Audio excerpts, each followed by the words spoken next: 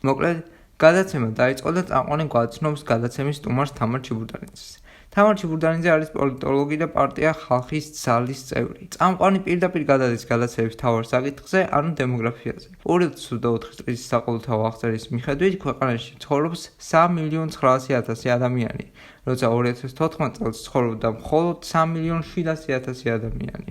ანუ მოსახლეობა გაიზარდა 200.000 და ხალხს ეშინია, რომ ეს მოსახლეობის და მოხდა ემიგრანტების ხარჯზე. მოკლედ, ქალბატონი თამარი იწყებს ინტერვიუს დეტალური ახსნით თუ რას ნიშნავს საყოველთაო აღწერა და მე წინასწარ ვიტყვი, რომ რაც ეხება კონკრეტულად დემოგრაფიულ საკითხებს, ქალბატონი თამარი საკმაოდ კარგად ხსნის ამ ყველაფერს. ანუ რა მინდა ვთქვა, ქალბატონი თამარი კარგად ხსნის საყოველთაო აღწერის და გაეროს სტრუქტურას და წესებს.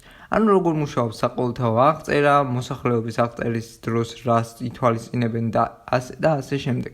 ანუ ჩანს, რომ ქალბატონი თამარი კარგად ერკვევა დემოგრაფიის საკითხებში და მოდით მოვუსმინოთ თუ რას ამბობს ქალბატონი თამარი. მოდით დავიწყებ ჯერ ყველაზე მთავარი მოსახლეობისთვის რომ იყოს გასაგები, მარტივად გასაგები, ყველაზე მთავარიდან დავიწყებ, რა არის მოსახლეობის საყოველთაო აღწერა. რა ვალდებულება გვაქვს ჩვენ და ვინ ატარებს ამას საქართველოში.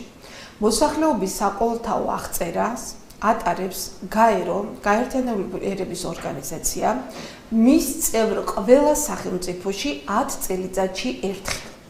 გაეროს ყველა წევრი სახელმწიფო ვალდებულია 10 წელიწადში ერთხელ მიაწოდოს ინფორმაცია გაერთიანებული ერების ორგანიზაციას თუ რამდენია მისი მოქალაქე და ჩვენ ახლა მარტო სტატისტიკა, დემოგრაფიული სტატისტიკაზე არის აპელირება, თორე იქ უამრავი ყველა მიმართულებით ტარდება ეს აღწერა, სასოფლო-სამეურნეო მიწების აღწერა, არასასოფლო მუშაობ ყველაფერია ამ აღწერაში, უზარმაზარი კითხვარი არის. ამ კითხვარს, ანკეტას, რა თქმა უნდა, გაერთიანებული ერების ორგანიზაცია საქსტატის დეპარტამენტთან ერთად ადგენს, ყველა პროცესს წინასწარი მომზადება.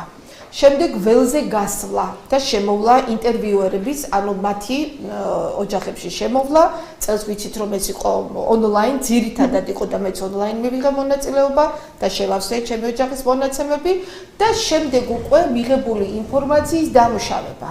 ნახეთ, თლიანად ამ ყველაფერს სჭირდება 3 წელი. 3 წელი, 2 წელიწად ნახევარი დაახლოებით მოსამზადებელი თლიანი პროცესი.